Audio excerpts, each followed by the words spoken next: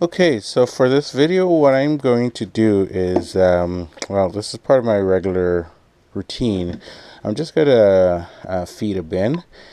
This one would have been started probably a month or two ago, and it's almost a 5 gallon bin. The way the basic setup is, it's a double bin. I have a little ball valve at the bottom, in the bottom bucket, just for drainage. And truthfully, I don't use that nearly as often as I thought I would because of the way I do my harvesting now. So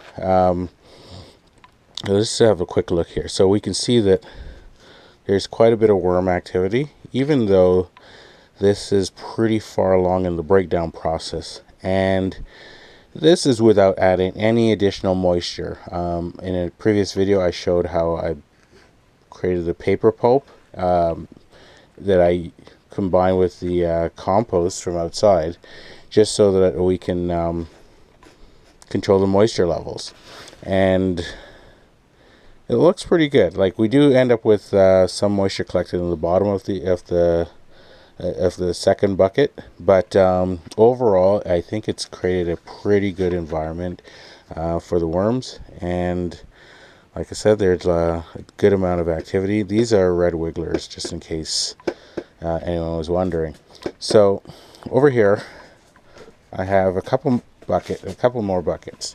Now in this bucket over here, this is the composted material from our outdoor compost bin. Now if you look at it, I mean, it's pretty fine, and it actually is pretty well broken down, and that could vary because it depends on how long it's been sitting in the bin. The best part about this is a lot of the material, it's pre-composted, it's broken down. I don't have to worry about odors.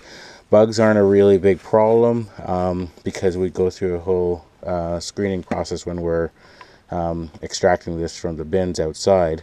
And there's no odor. It already smells earthy. So if you're running, like the operation that I'm running here, I have 3 racks of worm bins, like the one in front of you. So that's quite a bit of quite a bit of production. I wouldn't say that I'm commercial grade, but I'm definitely not just personal consumption level. And one of the biggest complaints I hear from people who use worm castings is that they can never get enough, and they have to resort to buying it. So this is a pretty good way to avoid that. And I do sell some at night markets. I'll sell some worms, and I've done farmers markets in the past. Varying degrees of success. I find a lot of times you're explaining to people what worm castings is, more so than just having people come up to just buy them, no questions asked. But that's fine. Anyways, when in that previous video I showed the pulp paper. So this bin, I mean, there's a little bit of compost mixed in at the top just because I've been stirring it up. But this bin is the pulp paper, and I'll add a few shovelfuls. These shovels are actually quite good. They're aluminum, so they don't rust, and they have a nice scoop to them. And I'll use this 3-tine garden tool, hand tool here, just to mix things up. And I like to have a fairly even mix, and this is again why I was mentioning that it's good to have that paper pulped as much as possible, because you're not dealing with huge clumps of unbroken down paper. So this takes a minute, and you're trying to incorporate pretty much as much of the pulp paper into the drier compost as possible, and that helps with the moisture balance. And when it gets to the point where it's not as, let's just say sandy as this, but it's not, the clumps of paper aren't too big either, that's pretty much it. I mean, this is really just an eyeballing process. So do a little bit more here. So I'm digging in and breaking up the pulp paper just so it incorporates better with the compost. So if you look at this, this is what's going to go into the bin. So in essence, it's the bedding and the food mixed, and you know what, it's actually quite well aerated. So again, I'm not worried about it matting down and then creating a situation where there isn't a lot of air at the top of the bins for the worms. They're not going to suffocate. So I'll just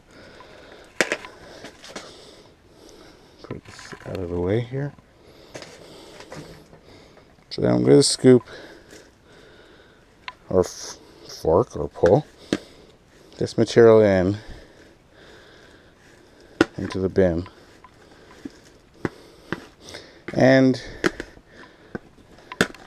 again, this is the other aspect of this is you can't overfeed the worms. This mix is stable. It's not going to heat up. It's not going to stink. It won't get slimy. It won't get bug infested. I mean, I'll find the odd centipede in there, and that's just because they hitchhike their way in from outside. But largely, it's a very good solution for just a consistent production of worm castings, and the paper keeps the moisture level up. Lots of nutrients left in the compost. And someone might say, well, why not just use the compost from outside in your garden? Well, as the worms process this stuff, it actually makes the worms inoculate it with microbes, and they further break this material down so it's even more plant available. So the nutrient uptake for the plants are going to be that much better, or that much quicker. And here you see in the bucket, this is kind of what we had in the previous video. So because everything that I've mixed together has already been incorporated and put into the bin. So that's largely how I go through the feeding process. It's a little bit different when I'm restarting a bin that's been completely harvested, but we'll cover that another time. And that's all for now. Thank you.